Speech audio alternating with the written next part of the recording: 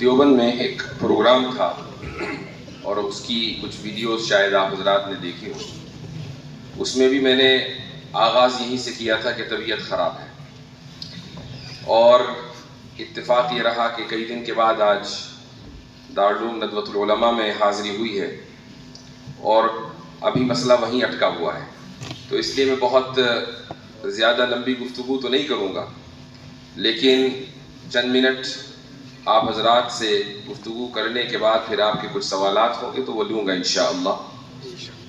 میں شکریہ ادا کرتا ہوں اس ادارے کے منتظمین کا، یہاں کے اساتذہ کا، کہ انہوں نے مجھے یاد کیا۔ میں رات آیا تھا دارالعلوم میں اور مقصد یہ تھا کہ حضرت مولانا عتیق صاحب سے مختصر ملاقات ہو، تو میں حضرت کے گھر گیا اور وہیں سے نکل گیا، لیکن کچھ لوگوں نے نکلتے ہوئے پکڑ لیا تھا، اور اس کے بعد چونکہ یہاں آنے کا مقصد ایک شادی میں شرکت ہے، تو وہاں پر حضرت مولانا مسعود صاحب اور دیگر حضرات سے ملاقات ہوئی اور مزید جکڑ لیے گئے۔ تو لیکن بہرحال آپ حضرات سے ملاقات مقصود تھی، مقدر تھی، تو یہ میری خوش نصیبی ہے کہ میں آج اس عظیم الشان ادارے میں موجود ہوں۔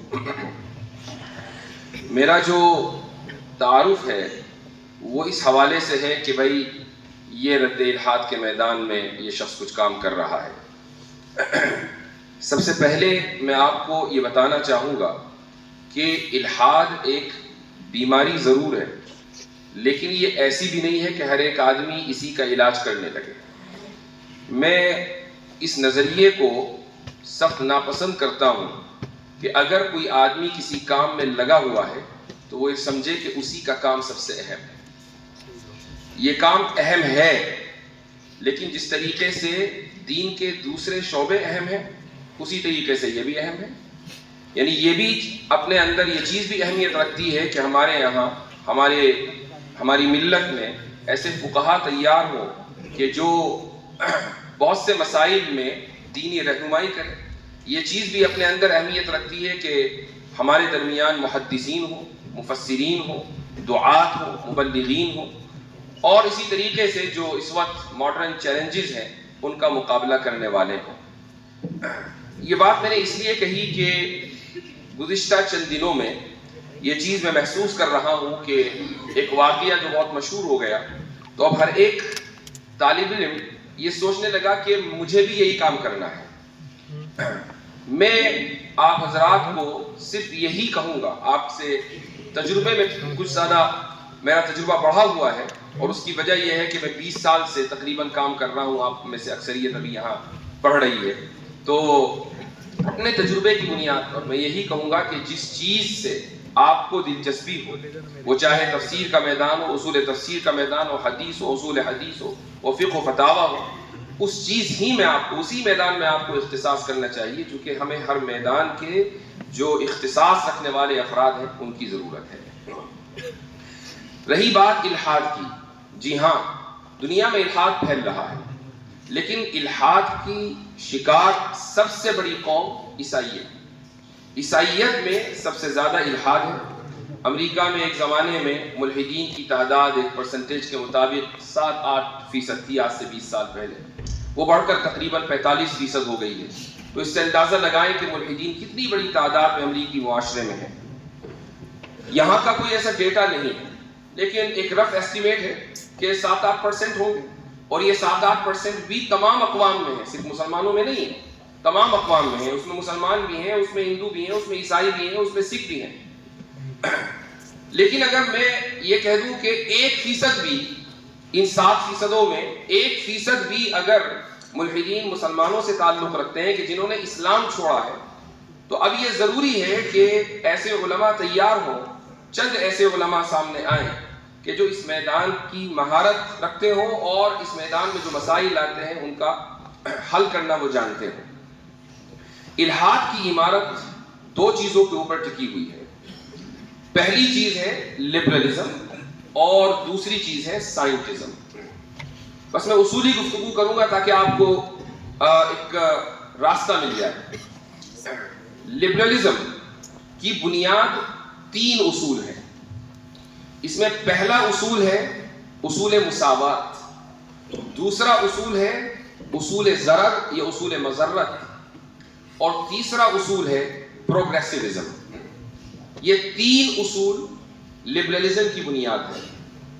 اگر آپ کو کوئی شخص ایسا ملتا ہے کہ جو لبرلزم سے متاثر ہے تو وہ یقیناً اس بات کا قائل ہوگا کہ مرد اور عورت کے درمیان مکمل مساوات ہے، بلکہ مرد اور عورت کے درمیان ہی نہیں، چونکہ اس کے نزدیک جینڈر صرف دو نہیں ہے بلکہ کہیں زیادہ ہے۔ یہ جو آج کل آپ LGBT اور ٹرانسجینڈر یہ الفاظ سنتے ہیں، مجھے اس پر یاد آیا کہ ایک مرتبہ میں افتاء کی کلاس پڑھا رہا تھا، یہ غالباً بات ہوگی 2017-18 کی، تو جینڈر کا مسئلہ ڈسکس ہونے لگا، تو میں نے طلبہ سے کہا کہ بھائی ذرا چیک کرو کہ جینڈر کی تعداد کہاں تک پہنچی ہے۔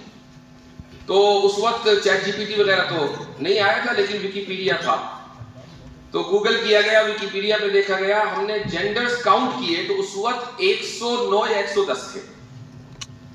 اب بظاہر تو مرد اور عورت دو جینڈر ہیں، اس میں سے 110 کیسے نکلے یہ تو وہی جانتے ہیں، لیکن اگر 2017 میں یا 18 میں 110 جینڈر تھے اور ہر مہینے کسی نہ کسی جینڈر کا اضافہ ہوتا ہے، چونکہ مینٹل لوگوں کی کمی تو ہے نہیں دنیا میں، تو اب آپ اندازہ لگا لیں کہ یہ تعداد کہاں تک پہنچ چکی ہوگی۔ تو جو حضرات مساوات کے قائل ہیں وہ ان تمام جینڈرز کے درمیان مساوات کے قائل ہیں۔ وہ یہ کہتے ہیں کہ جو حق مثلا L کا ہے وہی G کا ہے، وہی B کا ہے، وہی T کا ہے، اور یہ بہت لمبی لسٹ ہے، اسی لیے آگے لگا دیتے ہیں پلس، چونکہ کہاں تک چلیں گے، اب 200 لیٹرز تو کہیں گے نہیں۔ تو یہ پہلی بنیاد ہے۔ مساوات کا جو مسئلہ ہے یہ چلا اگرچہ مغرب سے ہے، لیکن ہر وہ معاشرہ جو مغربی تہذیب سے متاثر ہے، اور مغربی تہذیب سے ہر وہ معاشرہ متاثر ہے کہ جہاں اسکولی تعلیم مغربی جو خطوط ہیں ان کے اوپر استوار ہے، یہاں تک کہ اگر کوئی ایسا اسکول ہے جو مکہ میں بھی ہے تو وہ شخص چاہے مکہ میں یعنی حرم میں 5 نمازیں جماعت کے ساتھ ادا کرتا ہو، اگر اس کے ذہن میں یہ بات ہے کہ تمام جینڈرز کے درمیان مساوات ہونی چاہیے تو وہ شخص لبرل ہے۔ یہ پہلا اصول ہے۔ دوسرا اصول ہے اصول ضرر۔ اصول ضرر کا مطلب یہ ہے کہ ہر شخص آزاد ہے یہاں تک کہ وہ آپ کو مالی یا جسمانی اعتبار سے نقصان پہنچائے۔ اگر وہ مالی اور جسمانی نقصان پہنچاتا ہے تو اب اس کی آزادی پر پابندی لگائی جا سکتی ہے۔ مثلا ایک شخص ہے کہ کسی نے اس شخص نے فراڈ کیا کسی دوسرے شخص کے خلاف، تو فراڈ کے چارجز میں اس کو جیل میں ڈال دیا جائے گا چونکہ اس نے دوسرے کو مالی نقصان پہنچایا۔ ایک نے کسی دوسرے کو مار دیا، قتل کر دیا، یا کوئی ایسا جرم کر دیا کہ جس سے سامنے والے کی صحت متاثر ہوئی، تو یہ شخص چونکہ جسمانی نقصان پہنچانے والا ہے تو اس کو بھی پھر جیل میں ڈالا جائے گا۔ تو اس کی جو آزادی ہے اس پر پابندی لگے گی اگر وہ مالی یا جسمانی نقصان پہنچاتا ہے، لیکن اگر نقصان مالی نہ ہو، جسمانی نہ ہو، تو ایسے شخص کی آزادی کے اوپر پابندی نہیں لگائی جائے گی۔ یہ اس اصول کی بنیاد پر دنیا بھر میں قوانین بنتے ہیں۔ مثلا اسلام میں، اسلامی شریعت میں قانون ہے ارتداد کے متعلق کہ اگر اسلامی حکومت ہے اور وہاں کوئی شخص مرتد ہو جاتا ہے تو اس کی سزا ہے، یہ ایک فقہی مسئلہ ہے۔ اب آپ اگر سیکولر سوسائٹی میں جائیں تو وہ یہ کہیں کہ یہ آزادی اظہار رائے ہے۔ اگر کوئی شخص اپنا مذہب تبدیل کرتا ہے تو اس نے آپ کو کون سا مالی نقصان پہنچایا، اس نے آپ کو کون سا جانی نقصان پہنچایا، یہ اس کی آزادی کا مسئلہ ہے، آپ اس کی آزادی کو لمٹ نہیں کر سکتے۔ آپ دیکھتے ہوں گے کہ مغربی ممالک میں ایسا بہت ہوا گزشتہ 20-25 سالوں میں کہ کبھی قرآن کریم کا نسخہ جلا دیا گیا، کبھی آپ صلی اللہ علیہ وسلم کی شان میں گستاخی کر دی گئی۔ مجھے یاد ہے کہ 2008 میں امریکہ کے سابق صدر براک اوباما نے قاہرہ یونیورسٹی میں ایک تاریخی تقریر کی تھی، اور اس میں صدر نے اپنے ملک کے قوانین کا دفاع کیا تھا، چونکہ اس زمانے میں مسلم امت میں یہ چیز بہت ہی اس کا احساس بڑھتا چلا جا رہا تھا کہ بھئی ان ممالک میں آپ صلی اللہ علیہ وسلم کی شان میں گستاخی کیوں ہوتی ہے۔ تو اس نے یہ اصول بتایا کہ چونکہ وہ شخص اپنی رائے کا اظہار کر رہا ہے، کسی کو مالی اور جانی نقصان نہیں پہنچا رہا ہے، تو اس لیے اس کو یہ حق ہے کہ وہ اپنی رائے کا اظہار کرے۔ مغربی تہذیب اسی اصول ضرر کے اوپر قائم ہے۔ یہ دو اصول ہیں لبرلزم کے۔ تیسرا اصول یہ ایک تفصیل طلب ہے، اس لیے میں آگے بڑھتا ہوں. الحاد کی جو دوسری بنیاد ہے وہ ہے سائنٹزم. سائنٹزم اور سائنس میں بہت بڑا فرق ہے. سائنس کیا ہے؟ سائنس کے مظاہر ہم اس وقت دیکھ رہے ہیں. آپ کے سامنے ایک بڑا پروجیکٹر رکھا ہوا ہے، اسکرین رکھی ہوئی ہے، آپ میں سے بہت سے کے ہاتھ میں فون ہے، یہ پنکھے ہیں، یہ لائٹ ہے، یہ سارے کے سارے سائنس کے مظاہر ہیں. اگر سائنس ترقی نہ کرتی تو یہ مظاہر یہ ہمیں نظر نہ آتے اور ہم ان سے استفادہ نہ کر رہے ہوتے. تو یہ ممکن نہیں ہے کہ کوئی بھی شخص اسلامی اعتبار سے، شرعی اعتبار سے سائنس کی مخالفت کرے. یہ ممکن نہیں ہے. سائنس تو ہماری خادم ہے اور ہم مخدوم ہیں، تو ہم اپنے خدام کی مخالفت کیوں کریں گے؟ اصل مسئلہ ہے سائنٹزم. سائنٹزم کیا ہے؟ جو ڈیبیٹ ہوئی تھی 20 تاریخ کو، اس میں ہمارے ڈیبیٹر نے یعنی مفتی شمائل صاحب نے یہ لفظ بولا تھا. انہوں نے کہا تھا کہ ہمیں سائنس سے مسئلہ نہیں ہے، ہمیں سائنٹزم سے مسئلہ ہے. سائنٹزم کیا ہے؟ سائنٹزم کا مطلب یہ ہے کہ ہم سائنس کو حق اور باطل جاننے کا آخری پیمانہ سمجھ لیں. سائنس ہی کی بنیاد پر یہ طے کریں کہ صحیح کیا ہے، غلط کیا ہے، مورل کیا ہے، امورل کیا ہے. یعنی کون سی چیز اخلاقی ہے اور کون سی چیز غیر اخلاقی ہے، سائنس ہمیں بتائے. یہ ہے سائنٹزم. لیکن یہ عجیب و غریب بات ہے کہ اسکول اور کالجز میں پڑھے ہوئے نوجوان جو الحاد کے دلدل میں دھستے چلے جا رہے ہیں، انہیں سائنس اور سائنٹزم کے درمیان فرق نہیں پتا. وہ یہ کہتے ہیں کہ ہم اللہ تعالیٰ کو اس وقت مانیں گے جب سائنس کے ذریعے ہمیں پتا چلے گا کہ اللہ موجود ہے. ہم خدا کے اوپر، جنت کے اوپر، جہنم پر، فرشتوں پر، ان سب چیزوں کے اوپر جو عالم غیب ہے اس پر ایمان اس وقت لائیں گے جب ہمیں یہ پتا چلے گا کہ سائنس نے اس کو کنفرم کر دیا ہے. اب سائنس کیسے کنفرم کرتی ہے؟ سائنس کا ایک میتھڈ ہے. اس میتھڈ کی بنیاد پر ہی آپ سائنٹیفک تھیوری پیش کرتے ہیں. وہ میتھڈ میں بتا دیتا ہوں. سب سے پہلے چیز آتی ہے آبزرویشن یعنی مشاہدہ. آپ نے سنا ہوگا یا پڑھا ہوگا کہ آئزک نیوٹن ایک مرتبہ کسی درخت کے نیچے بیٹھا تھا تو اس کے سر پر کیا گرا آ کے؟ سیب. اب ظاہر ہے کہ سیب ایسا تو نہیں ہے کہ آئزک نیوٹن کے سر پر دنیا میں پہلی مرتبہ گرا تھا، اس سے پہلے سیب گرا نہیں کرتے تھے بلکہ اڑا کرتے تھے، ایسا تو نہیں تھا. لیکن اس نے اس ایک فینامینا کو دیکھا اور سوچا کہ یہ سیب گرا ہے، کیوں گرا ہے. سوچا اس سے پہلے بھی لوگوں نے تھا اور لکھ بھی دیا تھا. استعمار کا مسئلہ یہ ہے کہ وہ ہر چیز چراتا ہے اور اس کے بعد پیٹنٹ کر لیتا ہے. یہ جو لا آف گریوٹی ہے، ایسا نہیں ہے کہ لوگوں کو پہلے سے پتا نہیں تھا. قانون ثقل پہلے سے بھی لوگوں کو پتا تھا. مسلم سائنسداں اس پر بات کر چکے تھے، فلاسفرز اس پر بات کر چکے تھے. لیکن مغرب نے اپنے دور میں، جس وقت جو استعمار کا دور تھا، انہوں نے ہر چیز کو، ہر قانون کو پیٹنٹ کر لیا. اب لا آف گریوٹی بھائی نیوٹن نے، جتنے بھی قوانین ہیں نیوٹن نے. تو نیوٹن نے سب سے پہلے ایک چیز کا مشاہدہ کیا. مشاہدہ کرنے کے بعد اس نے ایک مفروضہ تیار کیا، اس کو بولتے ہیں ہائپوتھیسس. اس ہائپوتھیسس کے بعد اس نے ڈیٹا اکٹھا کیا. ڈیٹا کس طریقے سے اکٹھا کیا ہوگا؟ مثلا کبھی سیب گرایا، پھر پنکھ گرایا، پھر کاغذ گرایا، پھر کوئی اور چیز گرائی، یعنی الگ الگ وزن کی چیزیں گرائی اور دیکھا کہ کتنی دیر میں اوپر سے نیچے آتی ہے. یہ ہے ڈیٹا کلیکشن. ڈیٹا کلیکشن کے بعد اس نے ڈیٹا کو اینالائز کیا. ڈیٹا اینالائز کرنے کے بعد اس نے نتیجہ نکالا. اس نتیجے کو ہم سائنٹیفک تھیوری بولتے ہیں. تو اب دیکھیں سائنس کس طریقے سے کام کرتی ہے. مشاہدہ ہے، اس کے بعد ہائپوتھیسس ہے، اس کے بعد ڈیٹا کلیکشن ہے، اس کے بعد ڈیٹا انالیسس ہے. ڈیٹا انالیسس کے بعد پھر آتا ہے سائنٹیفک تھیوری. تو اگر کوئی سائنٹیفک تھیوری ہے تو وہ اسی وقت تھیوری بنے گی جب اس پورے پروسیس سے وہ گزر کر جائے. اب ہوتا یہ ہے کہ اسکولوں اور کالجز میں سائنس کے نام پر بہت سے مفروضوں کو تھیوری کہہ کر پڑھایا جاتا ہے. مثال کے طور پر آپ نے سنا ہوگا ملٹی ورس تھیوری. یہ ملٹی ورس تھیوری کیا ہے؟ ملٹی ورس کا مطلب یہ ہے کہ یہ جو یونیورس ہے اس کے علاوہ اور بھی یونیورس ہیں. یہ یونیورس اس یونیورس سے نکلا ہے، وہ اس یونیورس سے نکلا ہے، وہ اس یونیورس سے نکلا ہے، یعنی تسلسل. ٹھیک ہے، تسلسل یعنی انفینٹ ریگریس. یہ لفظ آپ نے بار بار سنا. اب آپ ملٹی ورس تھیوری والوں سے پوچھیں کہ بھئی یہ تھیوری کیسے بنی؟ چونکہ تھیوری بننے کے لیے آبزرویشن ضروری ہے. آپ نے تو اس یونیورس کا مشاہدہ نہیں کیا، چاہے جائے کہ آپ اس یونیورس کا مشاہدہ کریں کہ جس سے یہ یونیورس نکل کر آیا ہے. پھر اس یونیورس کا مشاہدہ کرنے کے بعد آپ کے پاس ڈیٹا بھی ہونا چاہیے، ڈیٹا انالیسس بھی ہونا چاہیے. آپ کے پاس تو کچھ بھی نہیں ہے. اس بنیاد پر آپ نے ملٹیورس کو تھیوری کیسے کہا؟ اور تھیوری کا لفظ ملٹیورس کے ساتھ چلا کر اسکولوں کالجوں میں پھیلا دیا گیا اور ان کو یہ بتا دیا گیا کہ یہ یونیورس یعنی یہ کائنات جس میں ہم رہتے ہیں یہ قدیم ہے، یہ ازلی ہے، اس سے پہلے ایک اور یونیورس تھا، اس سے پہلے ایک اور یونیورس تھا، تاکہ خدا کی ضرورت ہی نہ رہے. اور وہ بچہ کہ جو سائنس کی کتاب قرآن یا بائبل سمجھ کر پڑھتا ہے وہ یہ سمجھتا ہے کہ بھئی میرا ٹیچر جو بتا رہا ہے یہ کتاب میں جو لکھا ہوا ہے یہ حرف آخر ہے، لہٰذا خدا موجود نہیں ہے. یہ الحاد کی بنیاد ہے. تو سائنس کے نام پر بہت سی مرتبہ فراڈ کیا جاتا ہے. سائنٹزم یعنی سائنس کو حق اور باطل کے جانچنے کا معیار بنا لینا، یہ سائنٹزم ہے. لیکن آپ کسی بھی سائنسداں سے، وہ چاہے آئنسٹائن ہی کیوں نہ ہو، وہ ناسا میں کام کیوں نہ کر رہا ہو،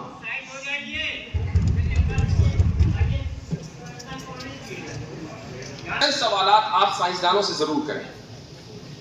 ان میں پہلا سوال، اور میں گارنٹی سے کہہ رہا ہوں کہ دنیا کا کوئی بھی سائنٹسٹ سائنس کی بنیاد پر ان سوالوں کا جواب نہیں دے سکتا. آپ اس کو لکھ لیجئے. سب سے پہلا جو سوال ہے، اور یہ میں ایک اہم سوال آپ کو دے رہا ہوں اس لیے توجہ ادھر رکھیں. پہلا سوال یہ ہے کہ سائنس حق اور باطل کے پہچاننے کا معیار ہے، اس کی سائنسی دلیل کیا ہے؟ آپ یہ سوال کسی سائنسداں سے کریں، صبح قیامت تک سائنس کی بنیاد پر وہ جواب نہیں دے پائے گا. چونکہ یہ جو سوال ہے یہ علمیات سے متعلق ہے. علمیات کو انگریزی میں کہتے ہیں ایپسٹیمولوجی، اس کو عربی میں کہتے ہیں اسباب المعرفہ. تو یہ سوال آپ کو ایپسٹیمولوجسٹ بتائے گا کہ سائنس کسی علم کا پیمانہ ہے یا نہیں ہے. اب اگر آپ سائنس سے یہ سوال کریں تو سائنس کے پاس اس کا جواب ہی نہیں ہے. یہ پہلا سوال ہے. آپ اگر اس کو لکھ لیں اور کسی بھی سائنٹسٹ سے یا کوئی بھی شخص جو سائنٹسٹک مائنڈ رکھتا ہو اس سے پوچھئے، صبح قیامت تک وہ اس کا جواب نہیں دے سکتا. یہ چیلنج ہے. دوسرا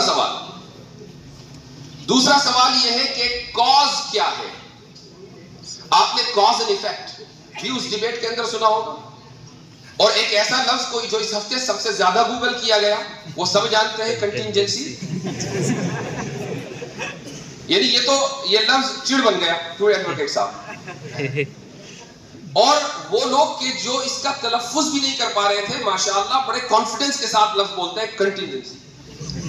کم سے کم ڈیبیٹ کا یہ فائدہ ہوا کہ ان کی ووکیبلری میں ایک لفظ کا اضافہ ہو گیا.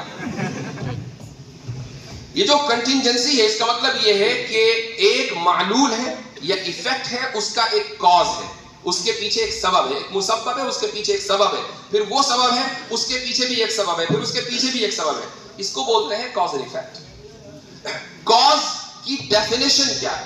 کاز کسے کہتے ہیں؟ آپ سائنسدانوں سے پوچھ لیجئے، صبح قیامت تک اس کا جواب نہیں دے پائیں گے، چونکہ سائنس کا یہ میدان نہیں ہے.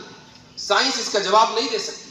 تو جو شخص سائنٹزم میں مبتلا ہے اس سے یہ سوال کریں کہ بھائی کاز کیا ہے، اس کا جواب دے دو. حالانکہ آپ کی پوری سائنس کاز اینڈ ایفیکٹ کے اوپر مبنی ہے، آپ کاز کو ڈیفائن نہیں کر سکتے. تیسرا سوال لیتا ہوں. تیسرا سوال ہے کہ کیا، ایک انگلش اصطلاح بتا رہا ہوں میں آپ کو اور انشاءاللہ آپ کے کام آئے گی اگر یاد رہی. کیا موڈس پوننس ایک ویلڈ آرگیومنٹ ہے یا نہیں؟ موڈس پوننس یہ انگریزی لفظ نہیں، اگرچہ انگریزی میں استعمال ہوتا ہے. اس کو عربی میں بولتے ہیں القیاس الاستثنائی.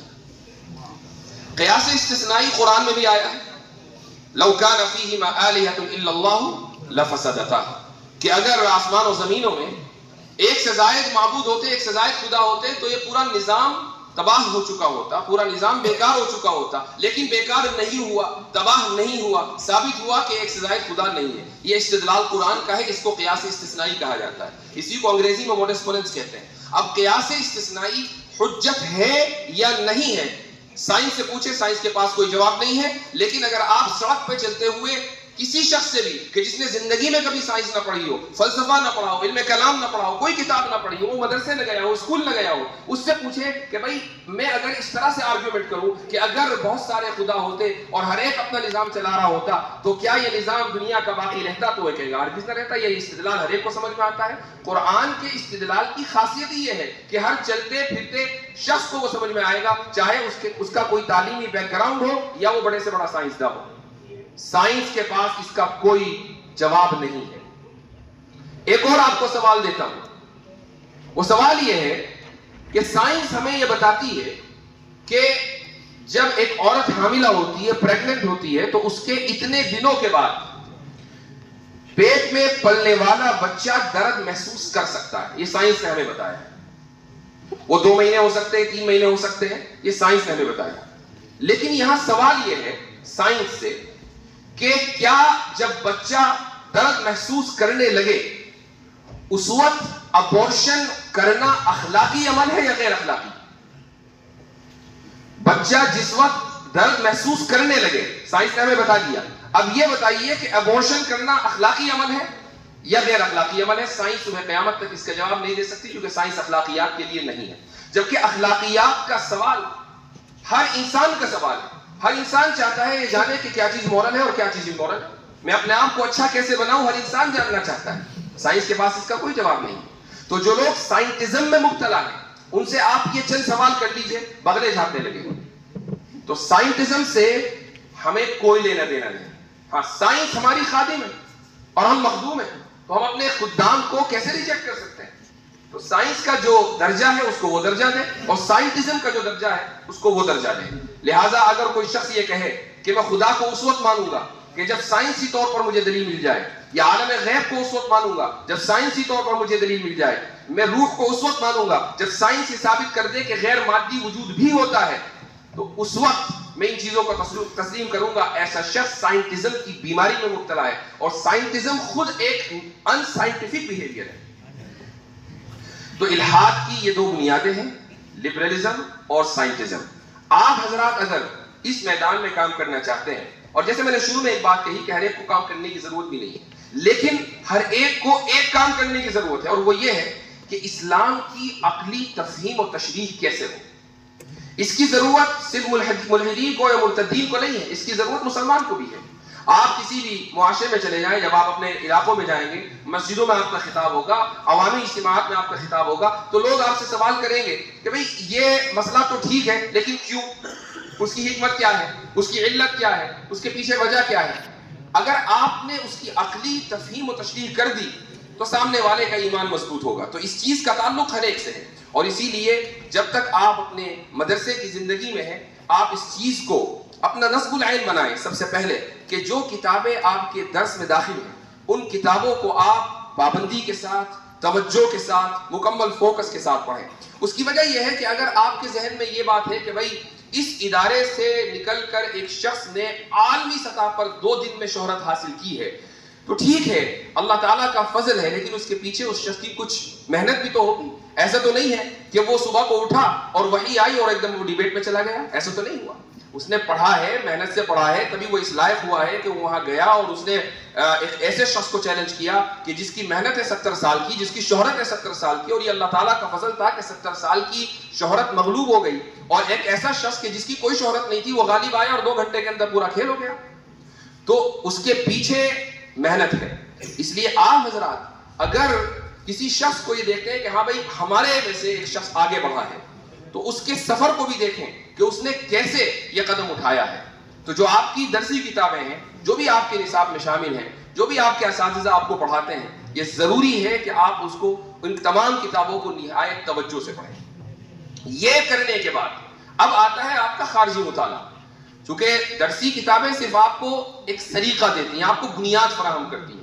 بنیاد کے بغیر عمارت بنی نہیں سکتی، اس لیے عمارت میں بنیاد سب سے اہم چیز ہے. لیکن اگر آپ خالی بنیاد بنا کر فارغ ہو جائیں اور کہیں کہ بس اسی بنیاد میں رہیں گے تو ظاہر ہے کہ یہ ناممکن ہے. بنیاد کے اوپر عمارت بنانی ہے، اور عمارت کتنی مضبوط اور کتنی خوبصورت ہو یہ آپ کے اوپر موقوف ہے.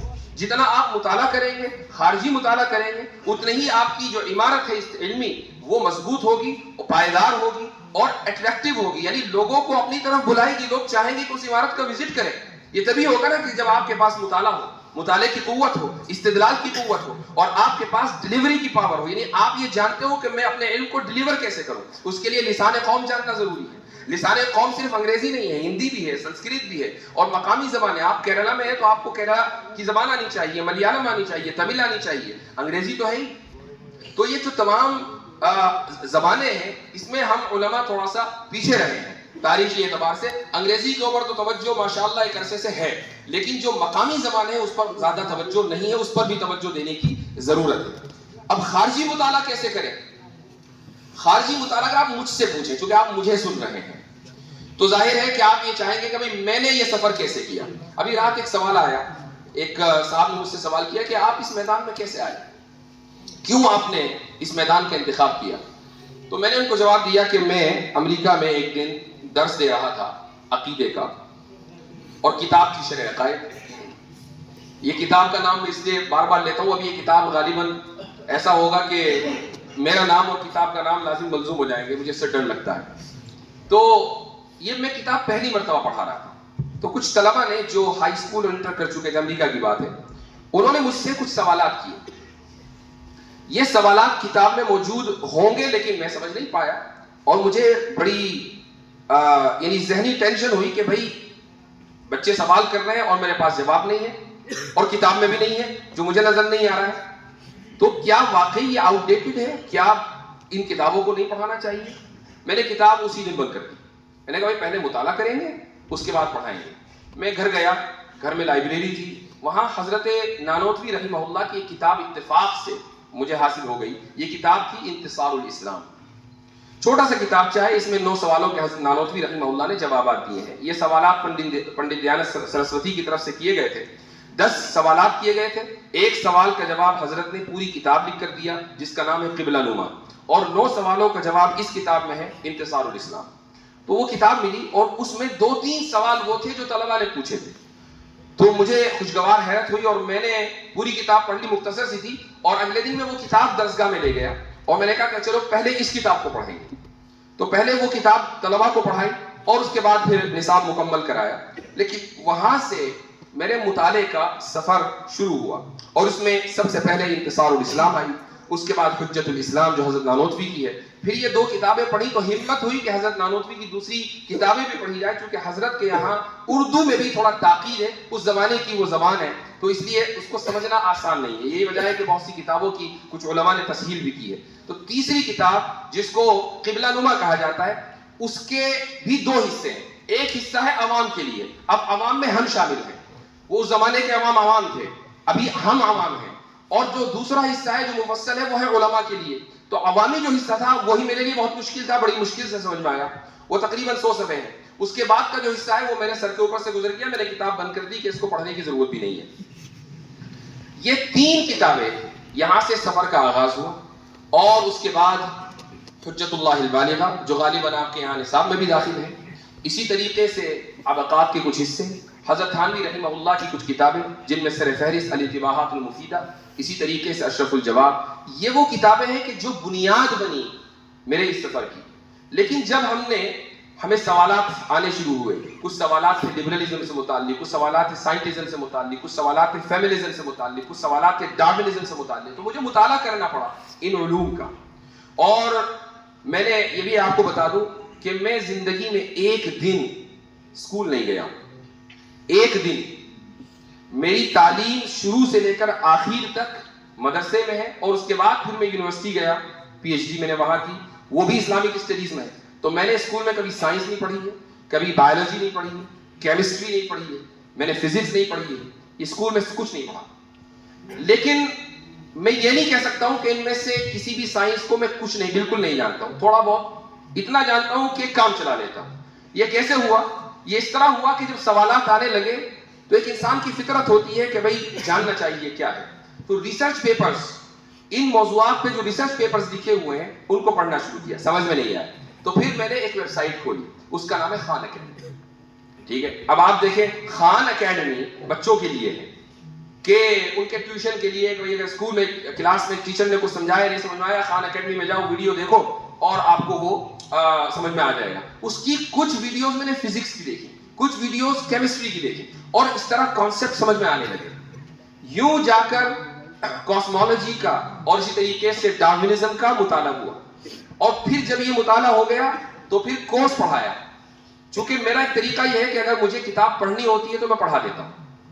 چونکہ کتاب کو پڑھنے کا سب سے بہتر طریقہ یہ ہے کہ اس کو پڑھا دیا جائے اور وہ پھر ذہن میں بھی رہتی ہے. تو جب ڈارونزم کو میں نے پڑھنا شروع کیا اور ایک معتد بھی حصہ پڑھ لیا تو ذہن میں آیا کہ اس کو پڑھا دیا جائے. تو اپنے طلباء کو پڑھایا، پھر ایک کورس مرتب کیا. اسی کورس کو مفتی شمائل نے پڑھا. 2 سال کا وہ کورس تھا تحافظ الملاحدہ کے نام سے، تحافظ الفلاسفہ کے وزن پر. یہ کورس 2-2.5 سال چلا، الحمدللہ مرتب ہو چکا ہے. 9 اپریل کو 6 جلدوں میں اس موضوع کے اوپر کتاب آ جائے گی. 6 جلدوں میں ہے انشاءاللہ، آپ تک پہنچ جائے گی رد الحاد کے اوپر. یہ ایک انشاءاللہ ایک کامیاب کوشش ہوگی باذن اللہ تعالی. تو آپ حضرات کے سامنے صرف یہ بتلانا مقصود ہے کہ جس میدان کو بھی آپ منتخب کریں اس میدان میں آپ کو اختصاص حاصل ہونا چاہیے. اس میدان میں اگر آپ کو چلنا ہے اور سامنے والے کے سفر کو ذہن میں رکھنا ہے تو میں نے اپنے سفر کا کچھ حصہ آپ کے سامنے رکھا ہے، اس کو بھی آپ سامنے رکھ سکتے ہیں. اور آپ کے بہرحال یہاں پر اساتذہ موجود ہیں آپ کی رہنمائی کرنے کے لیے، ان سے بہتر کوئی رہنما اس میدان میں تو کم سے کم نہیں ہو سکتا. انہی باتوں پر میں آج کی گفتگو کا اختتام کرتا ہوں. بہت خوشی ہوئی آپ حضرات کے درمیان آ کر اور اس عظیم الشان تاریخی ادارے میں آ کر. جزاکم اللہ خیر الجزاء وآخر دعوانا الحمد للہ رب العالمین.